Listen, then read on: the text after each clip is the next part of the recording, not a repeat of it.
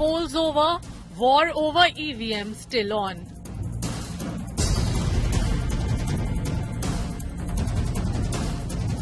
Another big EVM meltdown.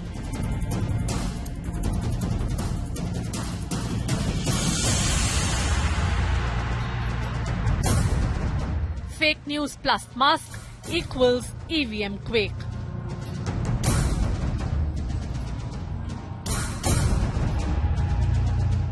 A news report, an alleged OTP, and a big EVM row.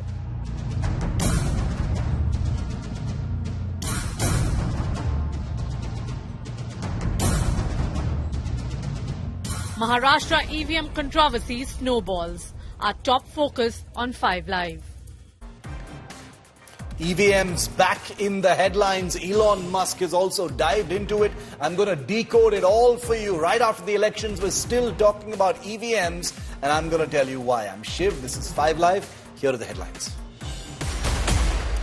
8 dead in Bengal train tragedy, including 3 staff. Railway Minister Ashwini Vaishnaw reaches the accident site. West Bengal Chief Minister Mamata blames central government for negligence.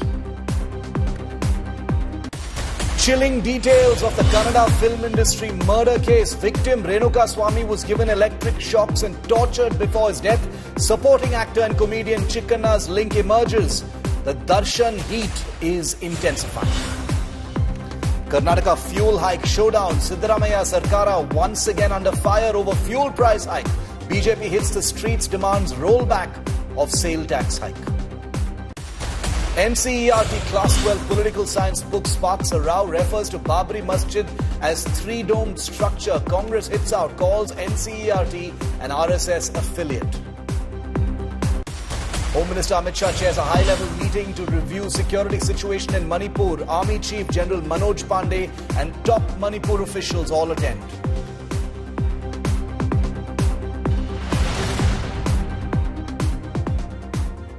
Just when you thought the war over electronic voting machines was over, at least for now, back it comes, fueled by those 2 most unavoidable realities of our times: fake news and Elon Musk.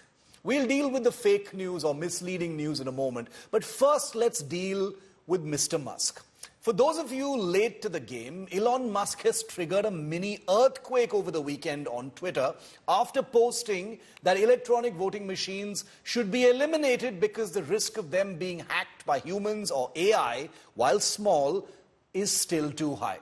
He was speaking not in the context of India, but about election irregularities in Puerto Rico. But this was Elon Musk joining the Indian opposition's favorite pastime, bashing EVMs. So how could they possibly ignore him? It didn't matter, of course, that all the conspiracy theories about EVMs that dominated the opposition's clarion call warnings before the results evaporated suddenly overnight when the numbers came in, and it was clear that the BJP had been cut to size, humbled, chastened, and that the opposition had done way better than even they perhaps expected. Well, amidst the celebrations, it's almost like the opposition forgot all about poor EVMs and all the scorn that they had been pouring on them. So for a good fortnight, the centerpiece of India's voting exercise, the electronic voting machine or EVM, silently dropped off the discourse, gently relegated to the pre-election noise and rhetoric. But then Elon Musk happened, and the opposition, which has thus far been suspicious of Elon Musk, who they see as a self-obsessed, unpredictable capitalist man-child, is now practically doing anga pradarshanams to his tweets, calling for the elimination of EVMs. A political class that has had an unabashed distaste for all things Musk is suddenly bowing to his tech wisdom, treating his view on EVMs as the last word of an unignorable tech bro. They're busy quoting his tweet to save face, because after all, even if you don't like Musk, how to ignore what he's saying when it's exactly what you've been saying before the election results? Of course, viewer, someone could hit back and say, well, maybe EVMs are only partially hacked, and if they weren't, then the BJP would have done worse and the opposition would have done better.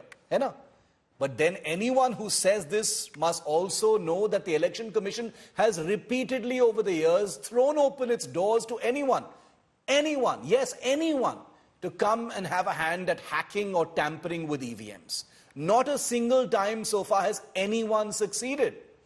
These hackathons have been conducted by the Election Commission, that other sumptuously derided entity whose character and integrity has for months been put through a shredder by the opposition, justifiably so, only to blossom into a grudging romance post the results.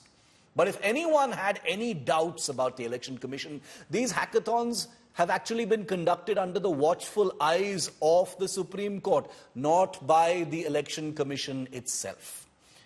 But then this is Elon Musk. He's above all these silly institutions and their claims, right? And that's why when a former minister challenged Musk's claims online about how hackable EVMs are, Elon just scoffed back, anything can be hacked. Apart from this flood of clapbacks to Elon Musk, including questions over whether he was actually admitting, therefore, that Tesla cars and Starlink internet satellites could be hacked, his claim actually lit another fire, putting the opposition in a bit of a quandary, in a bit of a paradox. On the one hand, it had put EVM bashing on the back burner thanks to the encouraging election results, and yet here was one of the richest men practically handing them their biggest pre-election claim on a titanium-plated platter. Even poor exiled Sam Pitroda, who was unceremoniously ejected from the Overseas Congress before the elections, felt emboldened enough to step back into the ring and revive a clarion call he claims he's been making since the 90s about EVMs being full of hackable holes. But Elon Musk was only one part of this EVM tamasha. The other was a screaming news headline in a Mumbai afternoon newspaper claiming that a relative of a Shinde Sena MP from Mumbai, who had won by just 48 votes, had used his mobile phone to unlock an EVM. Look at the headline. I'm not making it up. Even I posted about it, deleting it shortly after, realizing there was something seriously wrong with what this article had claimed. Either way, the story just exploded. It was picked up and amplified by every opposition leader, thunderingly angry, demanding answers. Every party picked it up. It was fanned to a frenzy by luminaries and influencers aplenty, only for the story to crash and burn a day later. The story not only had nothing to do with EVMs, but there's no proof of the dramatic claims that were made, and the newspaper had to issue a tiny apology that would be missed if you weren't looking for it. But the Election Commission is furious by what it sees as weaponized fake news to discredit the voting process. Now, let me be very clear about one thing. EVMs and the Election Commission are not beyond question. They are not God. They must be questioned and they must be bulletproof. That's what democracy is all about. The unauthorized use of a mobile phone at a voting center by the relative of a Shinde Sena MP and anything more must be investigated without mercy.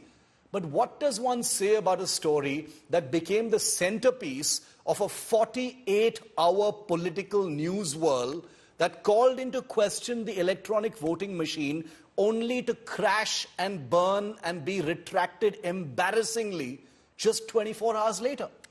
But since Elon Musk is in the house, I have an idea. And let me end with that idea, viewer, because we believe in constructive solutions. When Elon Musk announces dates for his long-anticipated India visit, the Election Commission should invite him and his team to have a go at the humble Indian EVM. If the Election Commission is confident enough to conduct a no-holds-barred hackathon, then surely EVMs can withstand a little Elon.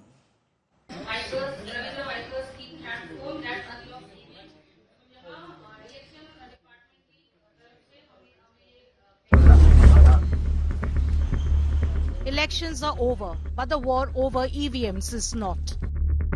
It was this news report published by a Mumbai daily that set the cat among pigeons. The report claimed that a relative of Shiv Sena candidate Ravindra Vaikar, who won the Mumbai Lok Sabha seat by just 48 votes, used a mobile phone to generate an OTP that unlocked the EVM.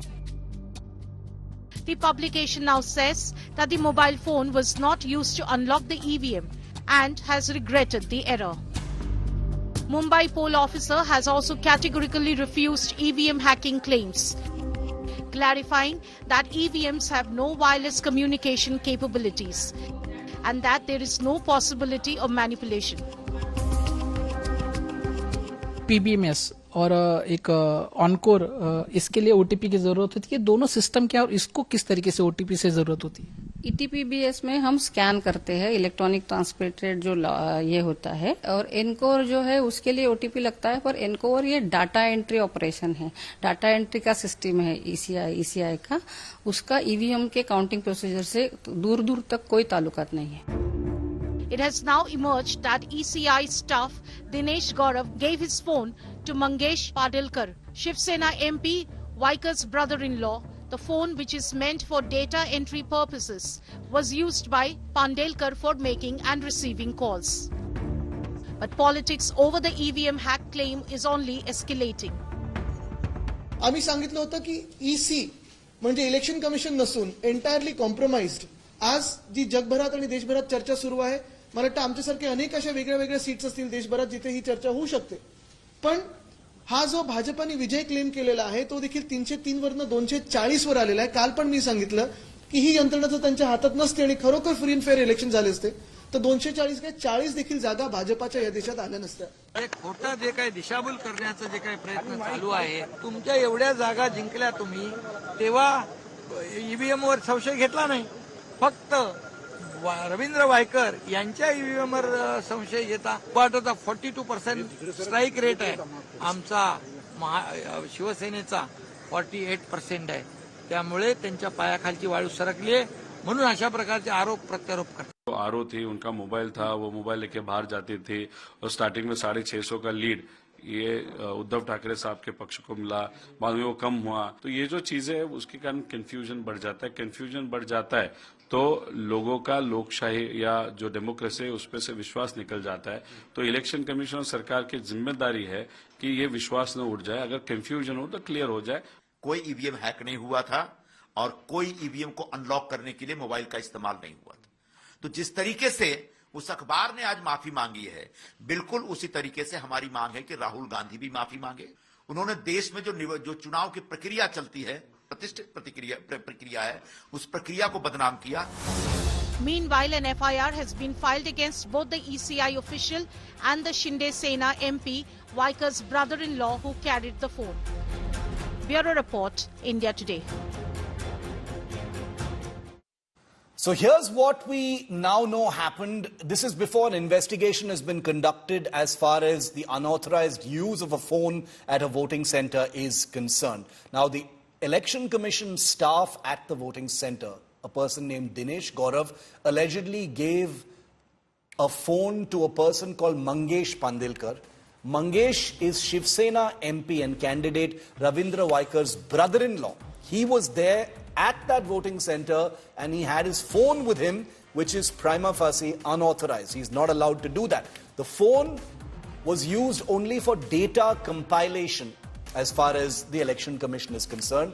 The phone was used by the MP's kin to make and receive calls, which is not permitted. Now, the reason why this has become a huge headline is because a newspaper in Mumbai claimed that an OTP system on this mobile phone was used to unlock EVMs. The newspaper has retracted and apologized for that story, saying that it was incorrect and false. But what really happened? Let's go and try and understand from our Mumbai bureau what may have happened. Joining me live, Ritvik Bhalekar and Sahil Joshi, who I'll start with. Sahil, what happened? What really happened? You know, the headline screamed OTPs, EVMs, etc. But the investigation will need to go into the use of the phone. What was that phone used for? Who was this man? Why was he there? Etc. What are you hearing? Well, Shiv, let me repeat what we have been talking since yesterday on India Today. You know, first of all, we did not come up with a story that EVM can be unlocked using the mobile phone, which was there, found to be in the hands of brother-in-law of Ravindra Vaikar, who won the Mumbai Northwest seat by 48 votes. Yeah. the issue here is the violation of the code of conduct. Yeah. And that is what is the complaint filed by the Election Commission to the Mumbai Police. And Mumbai Police duly registered an FIR on Friday, after 4 days of the counting. So now, the newspaper, the Midday, made this headline, and now they have apologized in the newspaper, saying that their particular story was wrong. And obviously, the opposition, the Shiv Sena and the Mahayuti is harping on that how they came up with a wrong story. Of course, Rahul Gandhi also tweeted about how the EVM is being malfunctioned or manipulated for a certain victory and all that stuff. But the basic story lies here is that how could a mobile which was supposed to be the ECI property, which is used for the OTP of the system which can upload the numbers on the Election Commission website. The FIR also mentions, the complaint copy also mentions that this particular mobile can be used to scan the EPBMS system, the Postal Ballot Management System, through which the returning officer can open that postal ballot system so that those votes can be counted. Now just imagine this particular contest, which was won by only 48 votes. So even 100 votes casted on through the postal ballot becomes very important. Correct. And in this Game scenario, changer. the mobile phone, which actually was supposed to be in the hands of the assistant returning officer, he handed over the mobile phone to Dinesh Gurav, a technical man working for the system to upload the numbers on the Election Commission website. Yes. How could that phone landed in the hands of Dinesh Gurav? And Dinesh Gurav, duly handed it over to the brother-in-law of Ravindra Vaikar. Yeah. Now, interestingly, the complaint was not filed by Election Commission in the first place. This was noticed by an independent candidate called Bharat Shah, who was present at the counting center. He brought it to the notice of the returning officer. He filed a written complaint to the Election Commission, the returning officer.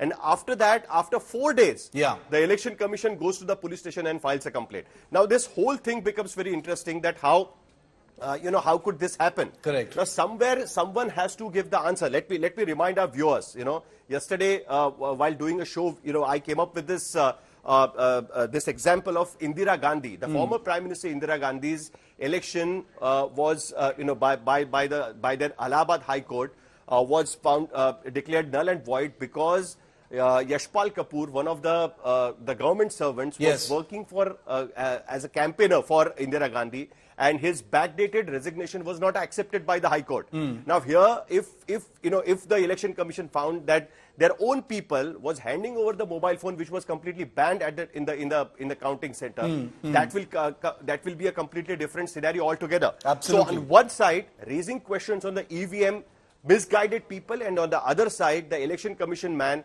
giving his mobile phone to a candidate who won by 48 votes also creates a lot of suspicion. So this story is becoming interesting. Now we will have to wait and see what actually the Mumbai police goes forward and do in this particular case, because they have asked the returning officer to give his opinion about what should be the next course of action. Very interesting. So a violation has most certainly happened on the face of it. The question now is, what was this relationship? What was this phone used for? Why was this person using that phone? Ritvik, what are the police saying? The headline in Midday aside, the fact that this brother-in-law of Ravindra Vaikar had that phone with him, how is the Shinde Sena or how is Ravindra Vaikar's team, how are they justifying this piece of information?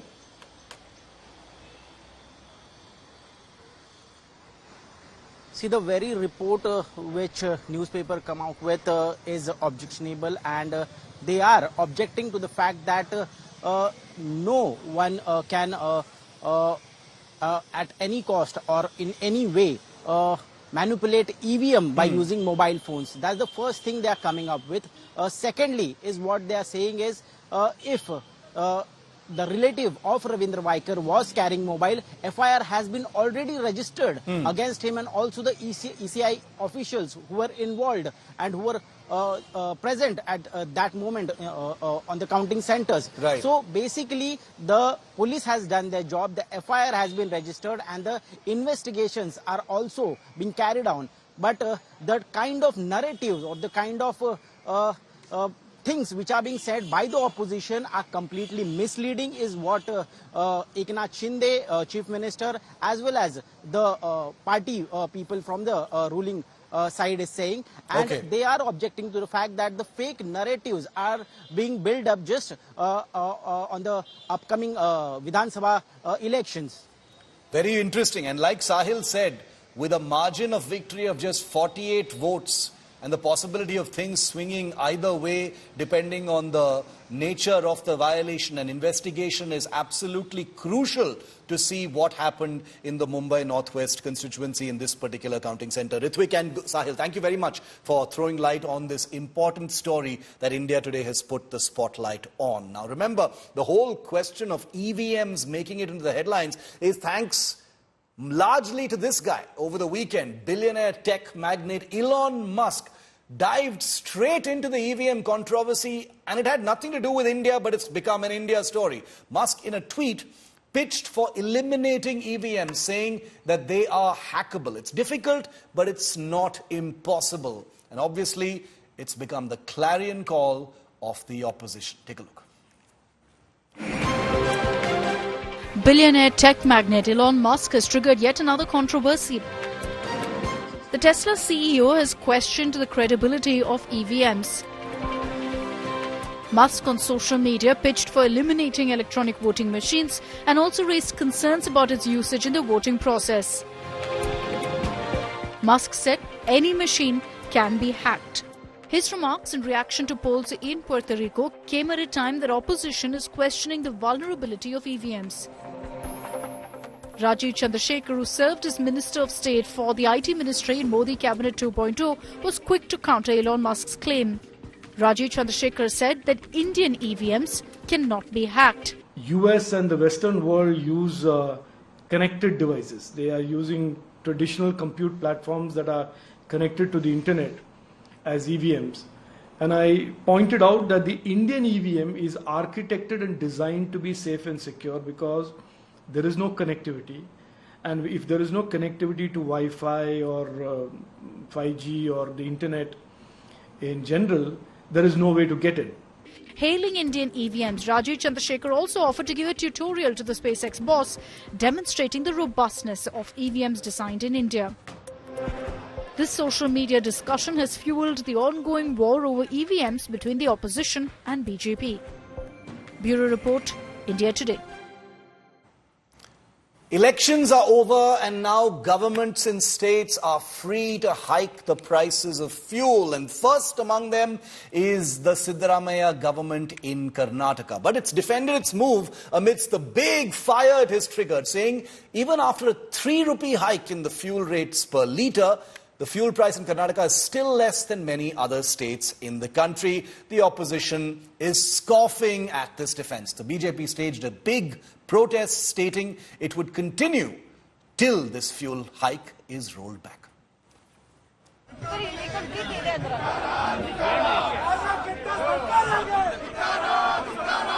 Politics in Karnataka is boiling over the fuel price hike.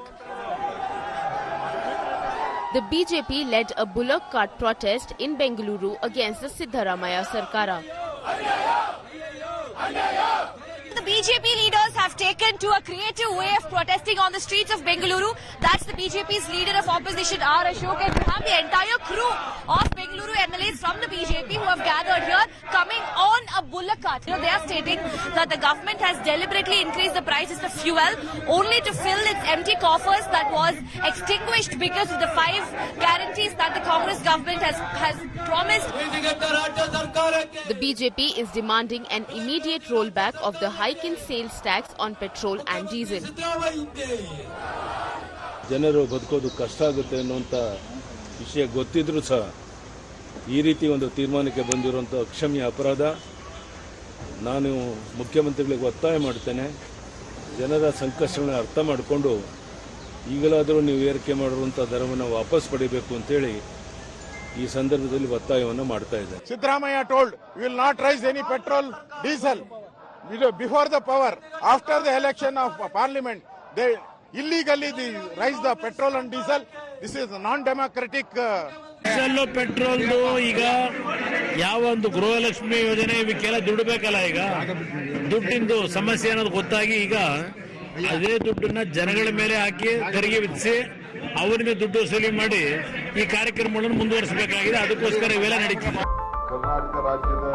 Under fire, the Karnataka government defended the move, saying that the fuel price in Karnataka are lower compared to other states.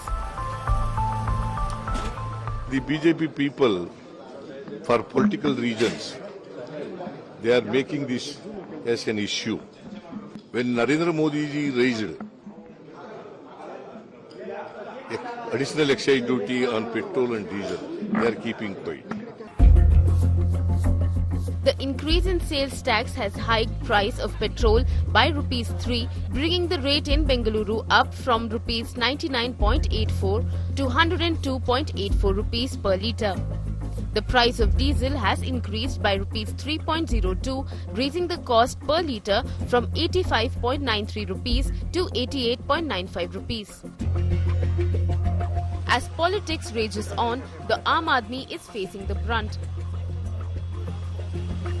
I feel it's all government gimmicks for me, right? The moment they came into power, again they have increased the petrol and diesel prices. This is going to continue for lifelong.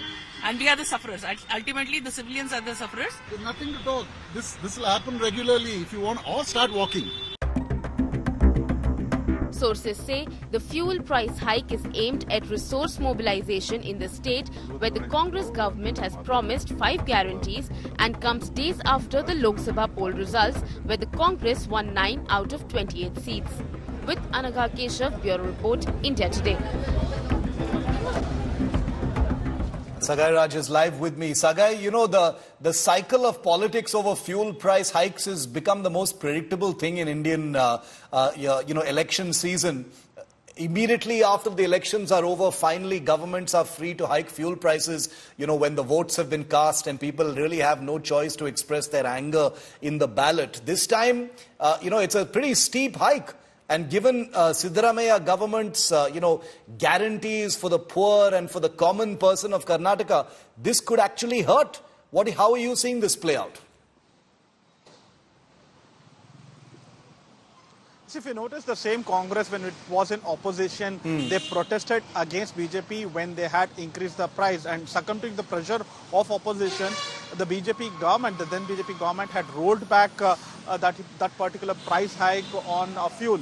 Even now, the Karnataka government in the state Congress is justifying this particular move, stating that there is a lot of injustice done to Karnataka when it comes to the share of their tax money to the state. And they have also claimed that despite raising ₹3, the price of Karnataka seems to be quite lesser than other states compared to Maharashtra, Delhi, and various other states across the state of Karnataka. So they claim that whatever they are trying to do, they are trying to increase this tax money because they have not got enough tax money from the central government. Right. And their only sources are petrol and alcohol. So these are the only sources where the state government can go ahead and increase. And subsequently, they have done with the fuel. So we need to wait and watch whether there is any kind of a shocker for the alcohol enthusiastic in the days to come.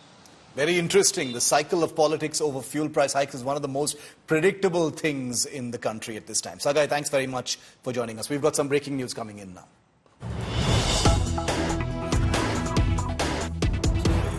And we've got an update on the rail accident in North Bengal. Railway Minister Ashwini Vaishnaw has just met with the injured persons in that unfortunate accident in which 8 people have died.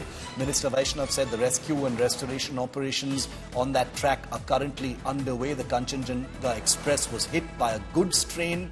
8 people have died and over 30 people are injured. The minister has also just said that efforts are on to complete restoration and remove the 2 trains by tomorrow so train traffic can continue.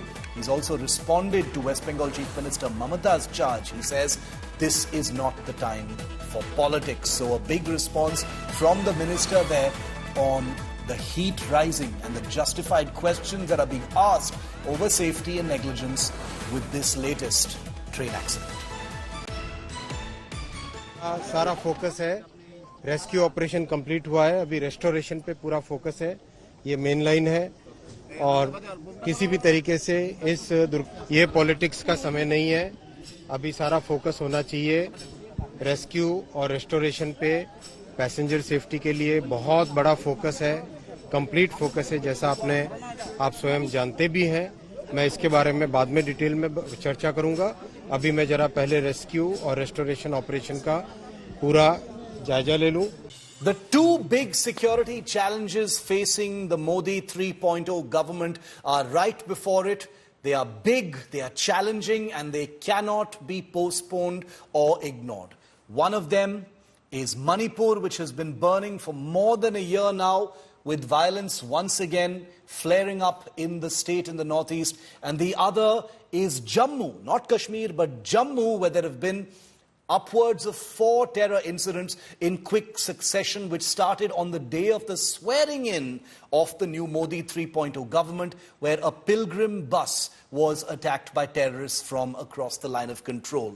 Jammu and Manipur cannot be postponed, they cannot be ignored. They present the new government with its two biggest and most urgent security challenges, and we're going to get into them one by one and listen to an expert who has experience in both places. After 4 back-to-back cowardly terror attacks in the Jammu sector, Chief of Defence Staff General Anil Chauhan arrived in Jammu today to review the security situation and operational preparedness of troops. The CDS arrived at the Nagrota-based White Knight Corps, that's the 16 Corps headquarters, where he reviewed the security scenario and was also briefed by top officers there.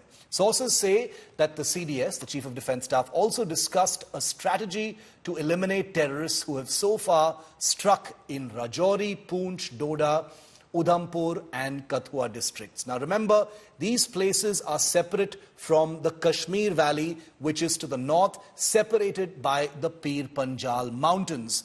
Following the abrogation of Article 370, relative peace has returned to Kashmir and the Kashmir Valley, but now there has been a flare-up in violence in the Jammu sector to the south. The Chief of Defence Staff's visit comes a day after the Home Minister Amit Shah reviewed the security situation ahead of the Amarnath Yatra, which begins on the 29th of this month. I want to bring in India Today's man on the ground, Sunil G. Bhatt, who's been travelling across Jammu to get us a ground situation and a realistic picture of how serious things are. Sunil, Chief of Defence Staff, in Jammu today, in Nagrota. He was there to get a full briefing of things. Obviously, the government taking this very, very seriously. They recognize that these serial attacks are not disparate. There is a clear design. Well, Shiv, the new wave of terrorism in Jammu region has emerged as a big challenge for the security agencies, and that is why this matter is being viewed with all seriousness by the security establishment as well as by the government. Yeah. Yesterday, Union Home Minister Amit Shah chaired an important security-related meeting in Delhi. Top security officials, including National Security Advisor Ajit Doval, were present in that meeting, and Union Home Minister gave clear instructions to the security agencies that now the security agencies must work in close coordination to combat terrorism in Jammu region. And today, Chief of Defence Staff General Anil Chauhan, air dashed to Jammu, and he straight away went to the White Knight Corps headquarters in Nagrota. He was briefed about the current security situation here in Jammu region by top officials of the army, whether it was the White Knight Corps Commander Lieutenant General Naveen Sachdeva or by the Northern Army Commander Lieutenant General M.V. Suchendra Kumar. We have learned from our sources that CDS also visited Northern Command headquarters, and he reviewed the security arrangements, given the fact that Amarnath Yatra is approaching from 29th of this month. Amarnath Yatra is going to begin. It's a 50-day long Yatra. So, Shiv, it's a huge challenge for the security agencies. And now, election bugle is also being sounded in Jammu and Kashmir. BJP has announced the names of its election in charge, including they have named G. Kishan Reddy as an election in charge for Jammu and Kashmir. Right. So it shows that Jammu and Kashmir is going to the polls soon. So there are many challenges for the security establishment. The government has its hands full as far as Jammu is concerned. The country's top military officer in Jammu to get a direct stock of the situation, and we will have more from Jammu. This is a situation, like I said, I keep repeating, cannot be postponed, cannot be ignored. It has to be tackled right now, and that's why it's security challenge number one here for the Modi 3.0 government. Sunil, thanks very much. From Jammu, security challenge number two, which is older and has been going on for longer, in the recent months at least, is Manipur. Home Minister Amit Shah is, as we speak, chairing a high-level meeting on the Manipur situation. It started a while ago. Union Home Secretary Ajay Bhalla, the Intelligence Bureau Chief, and all the senior military and security establishment officials are obviously there. Since May 3rd last year, over a year now, Manipur had witnessed clashes between the two major communities, the Kukis and the Meiteis, claiming at least 225 lives to date and uprooted around 50,000 citizens, many of whom are still residing in relief centers. In recent weeks, things have flared up once again, forcing hundreds of people from their homes.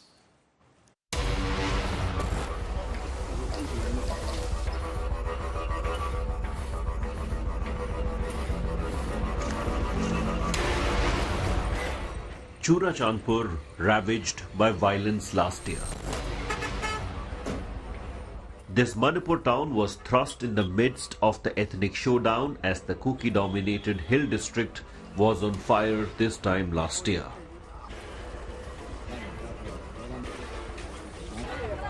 One year on, peace prevails, but the wounds still visible. अभी एक साल में तो कुछ बदलाव नहीं हुआ है जो स्टूडेंट वगैरह है अभी तक स्कूल जा नहीं पा रहा है अभी बहुत दिक्कत आ रहा है हमारे लिए फिलहाल हमारा युवा लोग है अभी भी बंकर में है सब यहाँ पे 10-15 बंकर खड़ा कर दिया है वहाँ पे बंदूक लेके दिन रात 24 hours बैठा हुआ है. As I'm now en route to Churachandpur area, which was the worst affected last year when the violence broke out between the Kukis and Meiteis, right behind me you see is the longest buffer zone of Manipur created by central forces and the central agencies. More than a couple of kilometers, this buffer zone where you have the CRPF, Assam Rifles, Army, they're ensuring the armed miscreants from both the sides and the people from both community shouldn't enter in each other's area. People from the Kuki community have taken over the security barricades on the roads. Children are now on duty, patrolling at this checkpost on shifts. ये क्या है? ये radio set है. तो इससे क्या करता है? इसे डालना और मैसेज पास करने के लिए. We visit the Thoibong area where checkposts are built by the Kuki community along with bunkers in many villages. When the violence broke out and the people from different communities started attacking each other, the village defense force were formed by both sides, Meiteis and Kukis. And these Kuki men picked up arms, made bunkers to protect their land, their territory from the counterparts from the other side of the community. The army remains deployed in some parts of this district where the tension continues to peak. Kangwai and Bishnupur were the epicenter of the deadly clashes last year. Frequent skirmish, and it was the central forces, central agencies like Assam Rifles, CRPF, Army and other units who could possibly maintain the peace, the law and order situation. Massive buffer zone were drawn. More than 150 people have died in this town from the Kuki community as a result of the violence last year. A small memorial stands today as a memory of the scars from 2023. The epicenter of ethnic clashes in 2023, Churachandpur, has changed after 1 year. But what has not changed is the place which was created by the Kuki and Zo community. the wall of remembrance in the memories of the Kuki members who were victim of the ethnic clashes, who died during the conflict and the violence. They created a wall of remembrance for those who killed during the violence, innocent civilians, policemen, even the armed force personals. And in their memory, this place still exists. A year on, locals of Churachandpur are grateful for peace, but the nightmare of the 2023 carnage is still fresh in their minds. With Ashutosh Mishra from Churachandpur in Manipur, Bureau Report, India Today. And joining me live now to discuss these two most crucial and urgent security issues facing the new government is Lieutenant General KJS Dhillon, popularly known as General Tiny Dhillon. He's former GOC of the Srinagar Corps, the 15 Corps, someone who has been Chief of the Defence Intelligence Agency and as a soldier and officer operated in all of India's disturbed areas and conflict zones, including the Northeast, including Jammu, including the Kashmir Valley. General Dhillon, always a pleasure, sir. Thank you so much for your time on these issues of very urgent national security. I want to take them one by one. First with Jammu, and then we'll go to Manipur. In Jammu, sir, starting with last year when we've seen periodic attacks in the Rajouri-Poonch axis. This year, starting from the day of the swearing-in, pilgrim buses being attacked, and a variety of other attacks in different parts of the Jammu sector, clearly showing that there is a pattern, there is a deliberate design and an attempt to, elevate the levels of violence in Jammu because of restrictions happening in the Kashmir Valley. What is your assessment of this recent spate of attacks in Jammu, sir?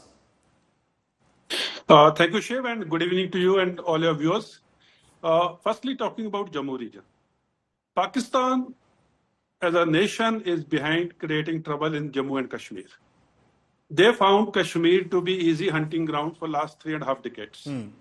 Now that after 5th of August 2019, Kashmir is becoming more and more difficult to operate from the Pakistani point of view. They tried, if you remember, in the last few odd months, lone wolf attacks, killing minority community people, killing the laborers who are non-state, citizens. So, but the best thing about Kashmir was all those killings were handled and the killers or the terrorists were eliminated within a very short span of time. So the shelf life of the terrorists to indulge in such things in Kashmir was very, very limited. Hence, they found Kashmir to be a hard place to operate. Yes. So they were showing signs for last more than a year now that they would shift focus towards Jammu. There have been incidents last year. There have been incidents in this year also. And now, in last about 1 week or so, there have been 4 major incidents in Jammu, Doda, and Rajouri, Riasi region. Now, this is a pattern which is well known. Whenever there is a pressure in one place, that is in Kashmir, because of Article 370 abrogation, development coming in, tourists coming in, and the intelligence flow is happening. People do not want terrorism to come back. Correct. Now they find it difficult there, so they hit in Jammu. Aim is to keep Jammu and Kashmir in the international news so that people do not forget about it. And more so their internal constituency, the domestic audience of Pakistan. Yes. Because Pakistan internally is so shattered now that they want to divert attention away from internal problems. May it be political, may it be military, may it be corruption, may it be price rise, and may it be other unrest. So, Jammu region, there are 3 things which we have to do. Yes.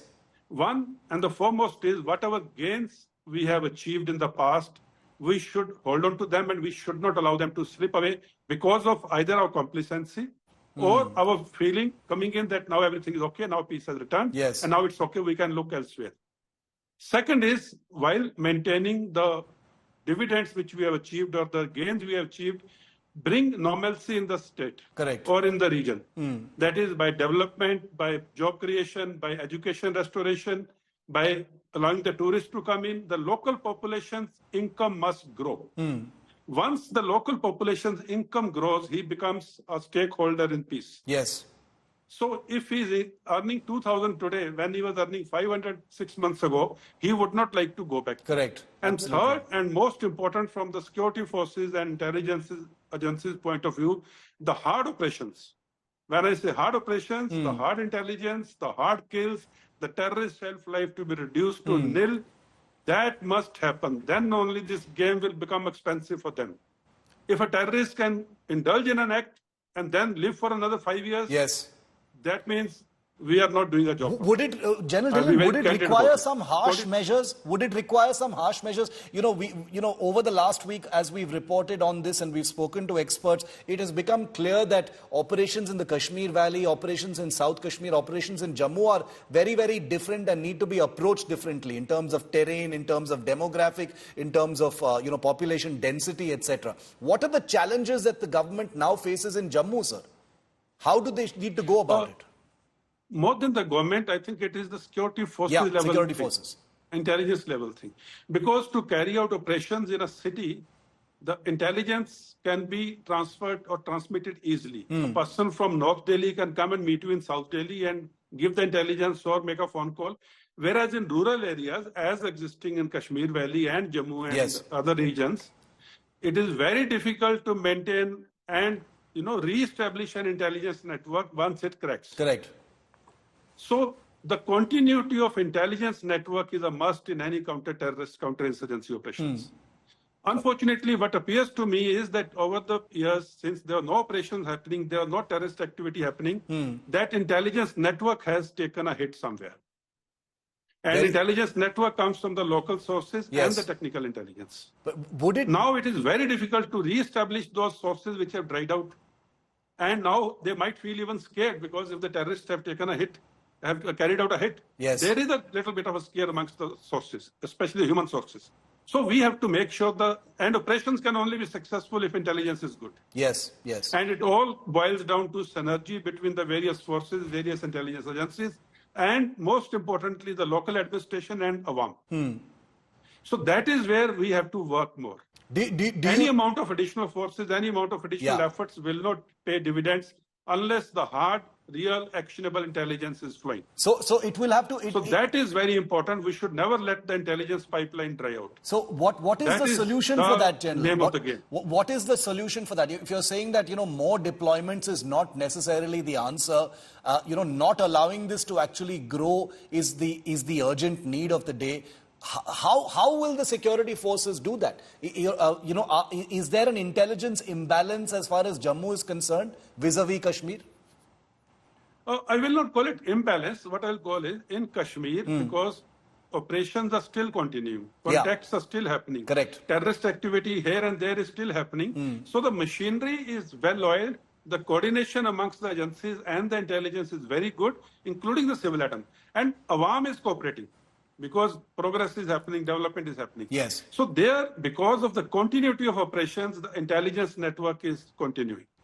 What's happened, unfortunately, in Jammu region is because the operations had died down, the intelligence network also probably has taken a hit somewhere. Right. I'm not saying it is out and away. No, that's an important point. It is point. very much existing. We only need to refresh it. Okay. And once the intelligence network gets refreshed, the operations will keep happening.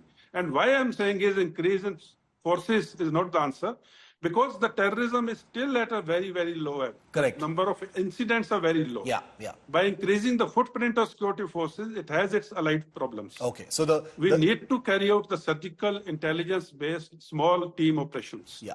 Okay. Because we are not in a situation of 90s where we have 2,000 terrorists roaming around. Right. There are a very handful of them. Yeah. And if the intelligence is good, small teams can do the work for us. Okay, that is how it That should is actually very heartening to hear. And, hopefully the meetings that have taken place at the Home Minister level yesterday, the CDS level today and onwards, as a new army chief coming into office as well, all of those decisions will be taken onward. Now, General Dillon, from Jammu, I'd like to discuss Manipur. It's another place that you're familiar with. You've also operated there. Manipur has been going on for more than a year. May the 3rd last year is when violence started there. It is a much more tricky affair. This is not a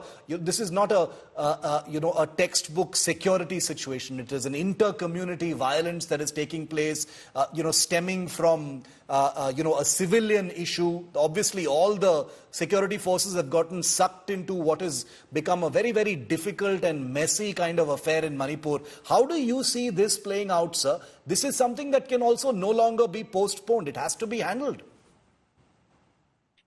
Shiv, for the benefit of the viewers, those of them, because Manipur and Northeast, most of people may not have the correct information or the background.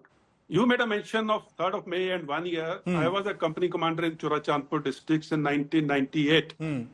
And that is when Kuki and Naga, these clashes had happened. Yes. And when I moved into with my company in Churachandpur district, southern Churachandpur, there are 52 villages in my area of responsibility, and 50 of them had been burned down when my company moved in to restore normalcy. So what's happening in Manipur is not new, and it is old issue.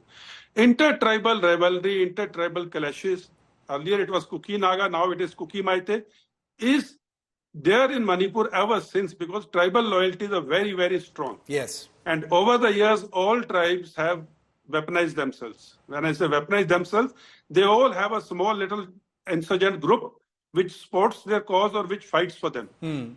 All the villages in Manipur, more or less in these areas, which you referred to in your report also, Churachandpur, Baigama and all of them have a village defense forces.